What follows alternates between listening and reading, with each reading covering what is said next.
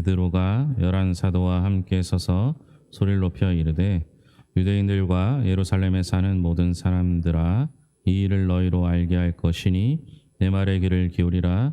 때가 제3시니 너희 생각과 같이 이 사람들이 취한 것이 아니라 이는 곧 선지자 요엘을 통하여 말씀하신 것이니 일렀으되 하나님 말씀하시기를 말세에 내가 내 영을 모든 육체에 부어 주리니 너희의 자녀들은 예언할 것이요 너희의 젊은이들은 환상을 보고 너희의 늙은이들은 꿈을 꾸리라.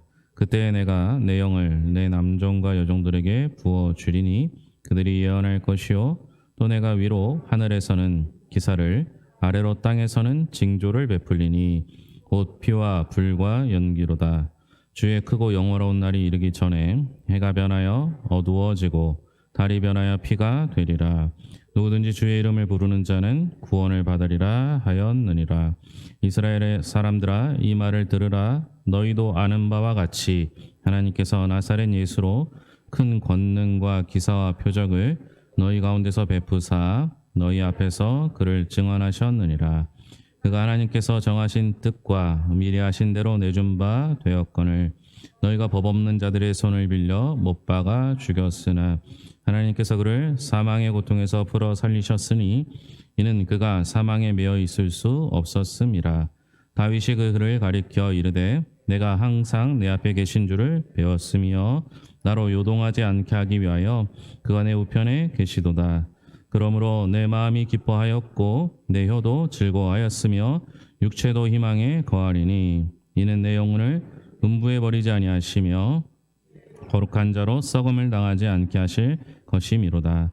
주께서 생명의 길을 내게 보이셨으니 주 앞에서 내게 기쁨이 충만하게 하시리로다 하였으므로 형제들아 내가 조상 다윗에 대하여 담대히 말할 수 있노니 다윗이 죽어 장사되어 그 묘가 오늘까지 우리 중에 있도다. 그는 선지자라 하나님이 이미 맹세하사 그 자손 중에서 한 사람을 그 위에 앉게 하리라 하심을 알고 미리 본고로 그리스도의 부활을 말하되 그가 음부에 버림이 되지 않고 그의 육신의 썩음을 당하지 아니하시리라 하더니 이 예수를 하나님이 살리신지라 우리가 다 이 일의 증인이로다. 하나님이 오른손으로 예수를 높이심에 그가 약속하신 성령을 아버지께 받아서 너희가 보고 듣는 이것을 부어 주셨느니라. 다윗은 하늘에 올라가지 못하였으나 친히 말하여 이르되 주께서 내 주에게 말씀하시기를 내가 내 원수로 내 발등상이 되게 하기까지 너는 내 우편에 앉아 있으라 하셨도다 하였으니 그런즉 이스라엘 온 집은 확실히 알지니 너희가 십자가에 못 박은 이 예수를 하나님이 주와 그리스도가 되게 하셨느니라 하니라.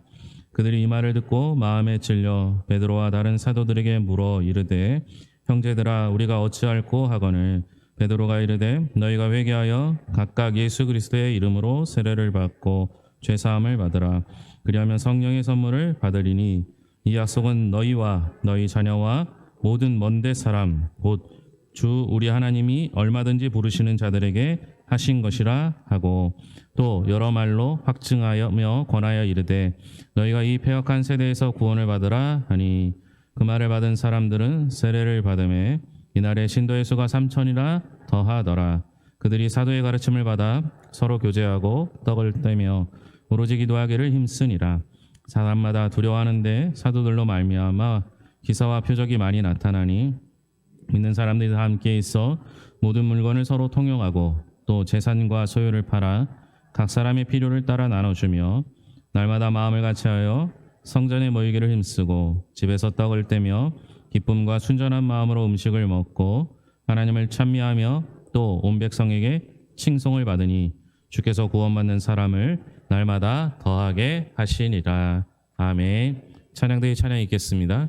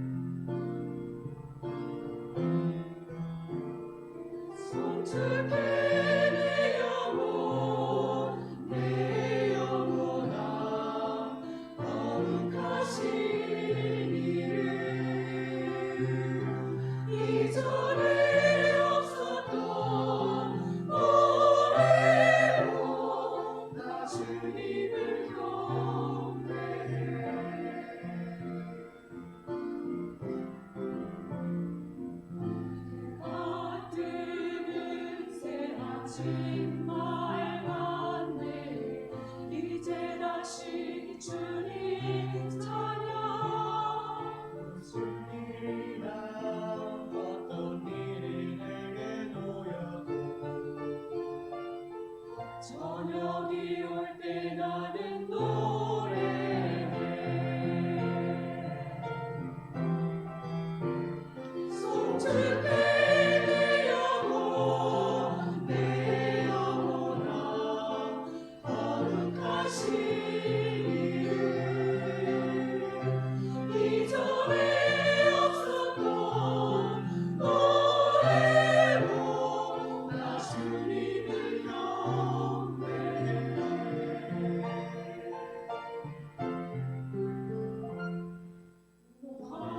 하기를 거듭하시는 주의 크신 사랑 넘치네. 주의 선하심 내가 노래하리.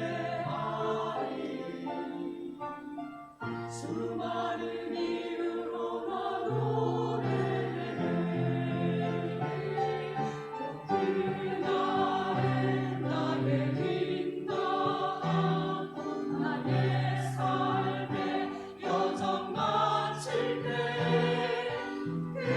뜨거운 찬양 드리리라. 수많은 세월 지나 영원히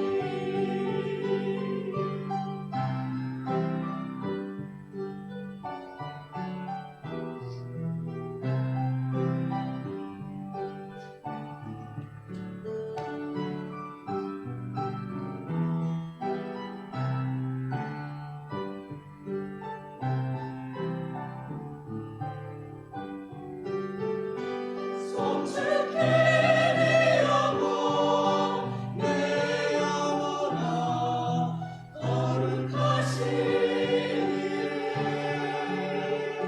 이름 이전에 없었던 노래로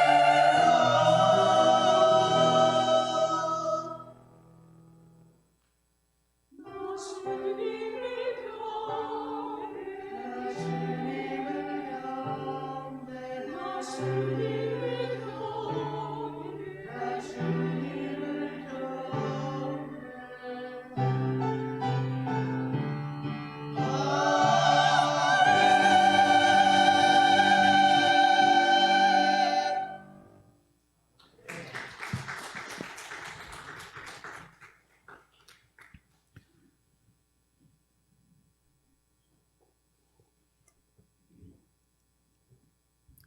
사도행전을 계속적으로 보고 있습니다. 사도행전을 통해서 처음 시작은 정말 미약했던 제자들에게 주님께서 승천하시면서 들려주신 말씀이 있었고, 제자들은 그 말씀 그대로 행하였더니 그들에게 하나님의 능력이 나타났고 성령을 선물로 받게 되었습니다. 이전에는 특별한 사람, 특별한 시기, 특별한 장소에서 받았던 성령을 이제는 구하는 모든 이들이 받을 수 있는 시대가 되었습니다. 우리 역시 마찬가지죠. 우리가 성령을 선물로 구하기만 하면 하나님께서 우리에게 주시겠다 약속하셨습니다. 오직 성령이 너희에게 임하시면 너희가 권능을 받고 예루살렘과 온 유대와 사마리아와 땅끝까지 이르러 내 증인이 되니라. 이렇게 성령의 능력이 임하자 베드로는 그 모인 무리들 앞에서 담대히 하나님 말씀을 전할 수 있게 되었습니다. 얼마 전까지만 해도 예수님을 모른다고 부인했던, 예수님을 배신했던 그 베드로가, 심지어 작은 여종 앞에서도 예수님을 모른다고 했던 그 베드로가 수많은 사람들이 모인 그 속에서 하나님의 말씀을 담대히 전할 수 있는 이유를 무엇이라고 생각하십니까? 무엇이 그를 바꿀 수 있습니까? 제가 지금 보시면 어떨지 모르겠지만 원래 내성적인 성격을 좀 갖고 있어요. 그래서 맨 처음 할 때는 얼굴이 빨개져요. 저를 처음 해보신 게 아니기 때문에 그런 모습을 못 보셨겠지만, 제가 다른 데 사례 발표를 하거나 강의하러 가면 처음에는 얼굴이 얼마나 빨개지는지 몰라요. 그러나 우리가 하나님의 말씀을, 하나님께서 주신 말씀을 그대로 대언할 때는 내 힘으로 하는 게 아니라 하나님의 능력으로 하게 되기 때문에 그 일을 감당할 수 있는 것이죠. 베드로도 마찬가지였습니다. 베드로가 그렇게 복음을 전할 수 있었던 이유는 딱 하나밖에 설명할 길이 없어요. 뭐겠습니까? 성령을 받았기 때문입니다.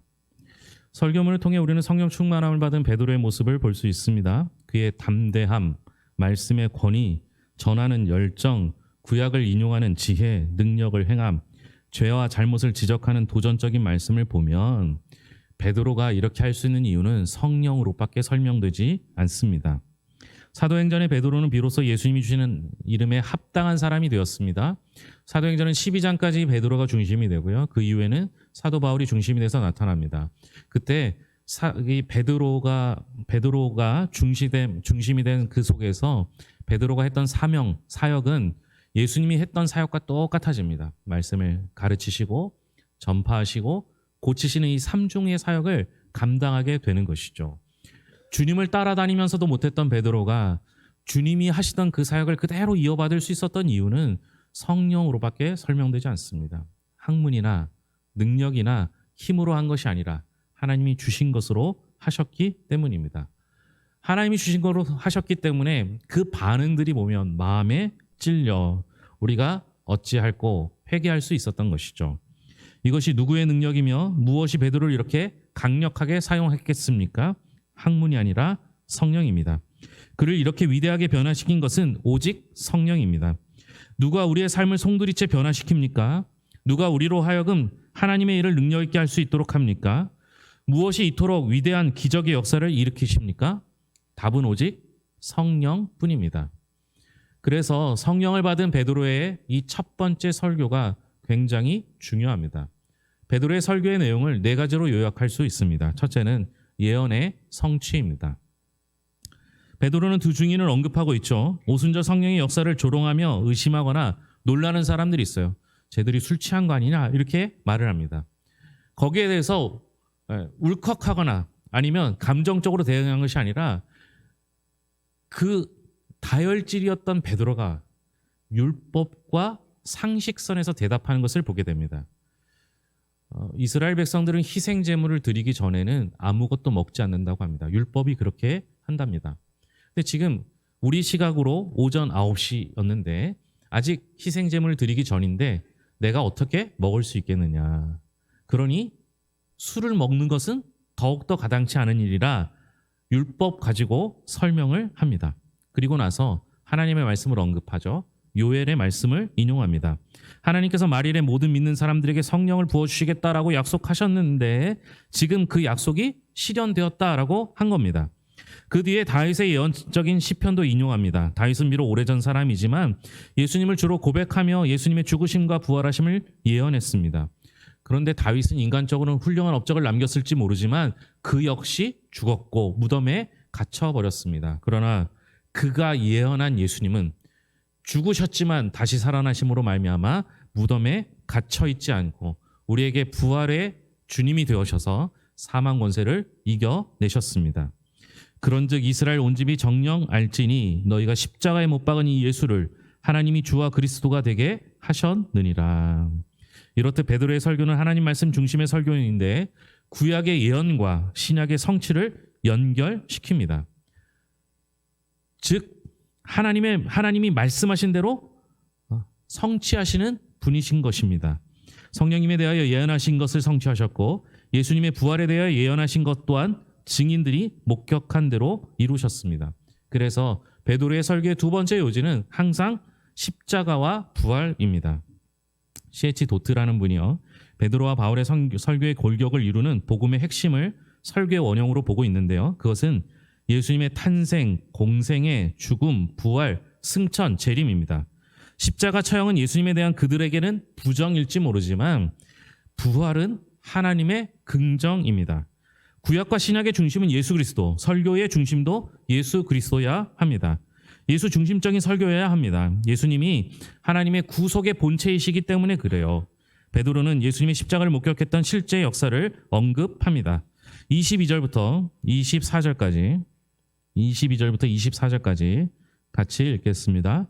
이스라엘 사람들아 이 말을 들으라. 너희도 아는 바와 같이 하나님께서 나사렛 예수로 큰 권능과 기사와 표적을 너희 가운데서 베푸사 너희 앞에서 그를 증언하셨느니라.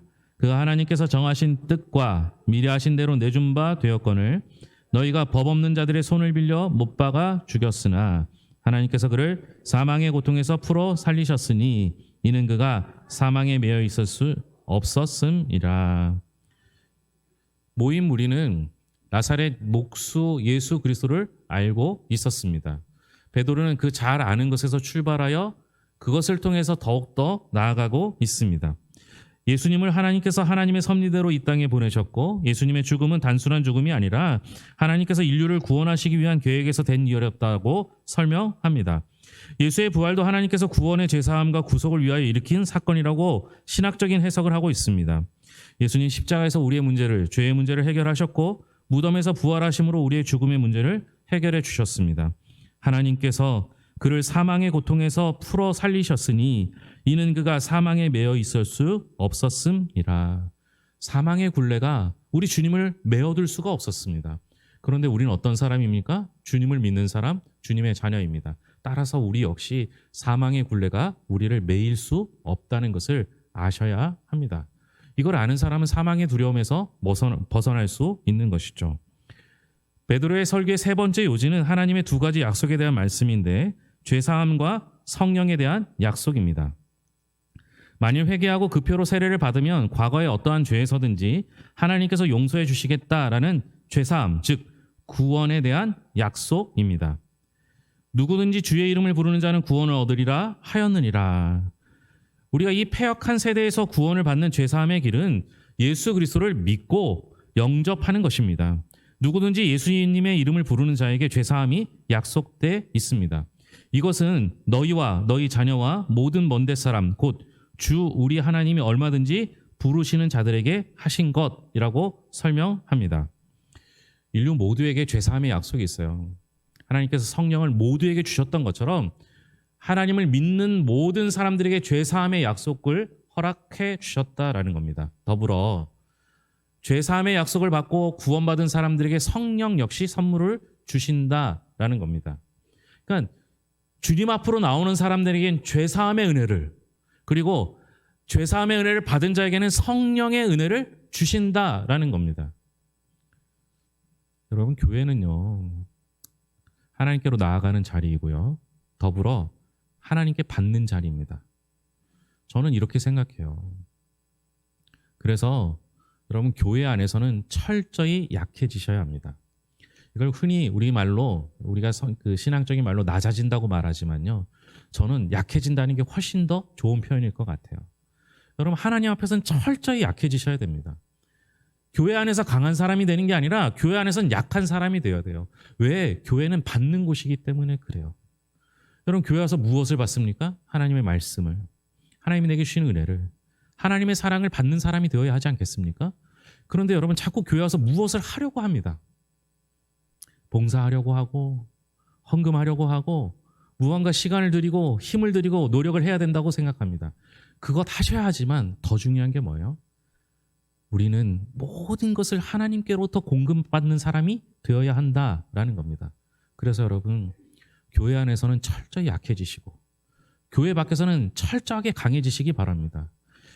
물론 교회 밖에 나가서 강해서 싸우라는 얘기가 아니죠. 담대하라는 거예요. 담대. 오늘 주보 안쪽에 그림을 넣어드렸는데요, 아주 간단한 겁니다. 자석은요, 서로 다르면 붙어요. 그런데 여러분, 서로 같아지면 밀어내요. 내가 예수님이 되려고 하면 내 스스로 예수님을 밀어내게 돼 있어요. 우리는 그리스도의 장성한 분량까지 자라야 하지만, 제가 어렸을 때 어떤 목사님이 우리가 작은 예수가 됩시다 이렇게 말씀하시는데, 제가 거기서 너무 좋아서 맞아, 내가 예수님을 닮아가야지가 아니라 예수님처럼 돼야지라고 생각했던 적이 있어요.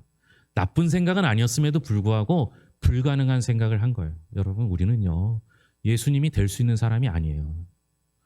우리는 예수님을 닮아가야지 예수님이 되는 건 아니에요. 예수님이 될 수가 없어요.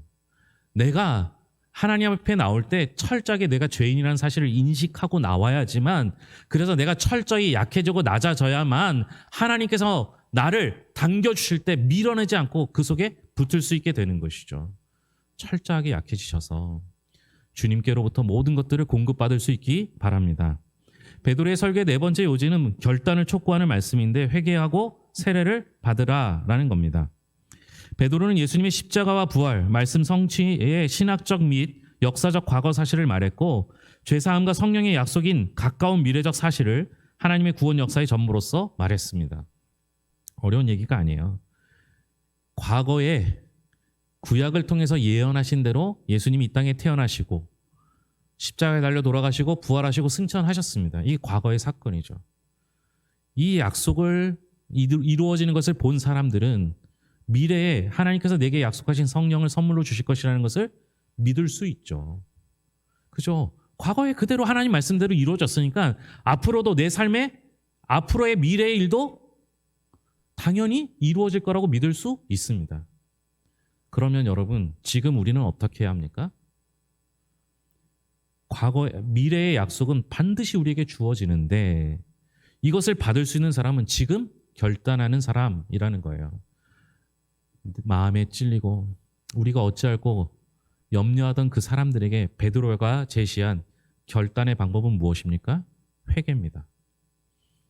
하나님 앞에 서는 방법은 철저히 내가 죄인인 것을 깨닫고 하나님께 내가 죄인임을 깨닫고 회개할 때 하나님께서 우리를 구원해 주시고 이제 내가 하나님의 자녀가 되었다는 사실을 나 혼자 알고 있는 것이 아니라 모든 사람들 앞에서 세례를 받음으로 공표하는 것입니다. 이 결단이 내게 다가올 미래를 얻는 지금의 선택으로 이루어지게 되는 것이죠. 그러면 여러분, 내가 지금 하나님을 선택하면, 내가 지금 하나님께 나아가기만 한다면, 내가 죄인임을 깨닫고 하나님 앞에 회개하기만 한다면 하나님께서 내게 미리 예언해 두신 모든 것들을 이루게 된다라는 사실입니다. 제가 이번 주 일본에 있었기 때문에 말씀을 더 깊이 연구할 시간이 없었어요. 그래도 계속 말씀을 묵상하면서 이 베드로의 이 설교에 대한 부분은 굉장히 중요하니까 이걸 언급하지 않을 수 없었거든요. 그러나 또 하나 중요한 건 여러분 보셨는지 모르겠지만 베드로와 열한 사도에 대한 이야기가 나옵니다. 우리는 베드로의 설교라고 생각하지만 베드로와 열한 사도의 설교라고 전 생각이 들었어요. 그냥 베드로 혼자 한 게 아니라 앞으로 12장까지 베드로가 드러나고 베드로가 앞장서는 것 같지만 항상 그 뒤에는 베드로와 열한 사도가 함께 했던 거예요. 누구 하나 베드로가 말하는데 반대하지 않았고 누구 하나 베드로가 말하는데 시기하거나 질투하지 않았습니다. 왜? 초대교회 대표는 베드로였기 때문에 베드로가 앞장선 것뿐이지 함께 했던 거예요. 그래서 후에 교회 공동체의 사역은 서로 통용하는 사회가 됐다는 거예요. 베드로의 이름이 드러났을 뿐이지 모두가 함께하는 공동체였다라는 겁니다. 제가 베드로라는 얘기는 아니지만 우리 교회는 제가 대표로 되어 있어요. 그래서 때로는 교회가 칭찬받기도 하지만 제 이름으로 칭찬받을 때가 있어요. 여러분 어떠십니까? 제가 칭찬받으면 시기하거나 질투하는 마음이 생기십니까? 제가 보고 있으니까 아니라고 대답 못 하시겠죠. 그래도 여러분 제 이름이 드러나는 게 아니라 우리 교회 이름이 드러나는 것이고 하나님의 이름이 드러나는 것이라고 생각하면서 서로 협력하고 돕는 거예요. 통용하고 나누는 것이죠. 그래야 교회 공동체가 이루어질 수 있습니다. 나중에 또 언급하겠지만 이렇게 됐음에도 불구하고 또 아름다운 교회 공동체를 이루었음에도 불구하고 시간이 지나면 서로 시기와 질투하게 되는 것을 보게 됩니다. 여러분, 내 이름이 드러나지 않아도 우리 하나님의 이름이 드러나면 되는 것이고 우리 교회만 부흥하지 않아도 이 지역에 있는 모든 교회가 부흥할 때 이 지역이 하나님 나라가 되지 않겠습니까? 베드로의 말씀처럼 우리 하나님의 놀라운 능력을 믿고 그 능력이 내게도 임할 것을 믿으면서 지금 결단하셔서 성령을 선물로 받고 우리가 성령을 선물로 받음으로 말미암아 이 땅에서 증인된 삶을 살아갈 수 있기를 바랍니다. 기도하겠습니다. 하나님 아버지 감사합니다. 베드로가 범인보다 못했지만 그러나 하나님께서 그에게 성령을 선물로 주시자 모든 사람들 앞에서 하나님의 말씀을 전할 수 있는 담대함을 얻게 되었습니다. 부족하고 연약한 우리 하나님께 모든 걸 받게 하여 주시옵소서. 교회에 와서 자꾸만 무엇을 하려는 것이 아니라 하나님께 은혜 받고 말씀 받고 성령의 능력을 받아 하나님 주시는 것으로 세상 속에서 빛과 소금의 역할을 감당케 하여 주시옵소서. 부족한 우리들을 세우셔서 하나님의 자녀 삼아 주셨사오니 이제 하나님 아버지 우리가 결단하여 하나님 앞에 나아갈 때 성령 충만함을 받고 세례를 받아 이 땅에 변화되는 수가 날마다 늘어 하나님 아버지 이 지역 전체가 하나님 나라가 될 수 있도록 인도하여 주시옵소서. 하나님 성령의 충만함을 받으면 앉아있는 자리에서 15개국에 하나님의 말씀을 전할 수 있었던 것처럼 우리가 성령의 충만함을 받으면 비록 괴산지역이라는 작은 시골 동네에 살고 있지만 그러나 우리를 통하여 세계 열방을 품을 줄로 믿습니다. 주님도 오시고 함께하여 주시옵소서. 무엇보다 하나님 아버지 몸이 약한 이들이 있습니까? 하나님께서 성령을 선물로 주셔서 하나님의 도우심 따라 살게 하시고 건강을 회복할 수 있도록 인도하여 주시며 여러 가지 마음의 질병 또 하나님 아버지 경제적인 문제 또 준비하는 모든 일들 또 부족한 이들 자녀들을 위하여 기도하는 영혼들 온 가족 구원을 위하여 기도하는 모든 이들을 붙잡아 주셔서 그 기도가 응답되어질 수 있도록 주님 함께하여 주시옵소서. 일본 여행 기간 동안 하나님 돌보시고 인도하여 주셔서 무사히 다 돌아올 수 있도록 인도하심을 감사드리며 모든 것을 예수님의 이름으로 기도합니다. 아멘.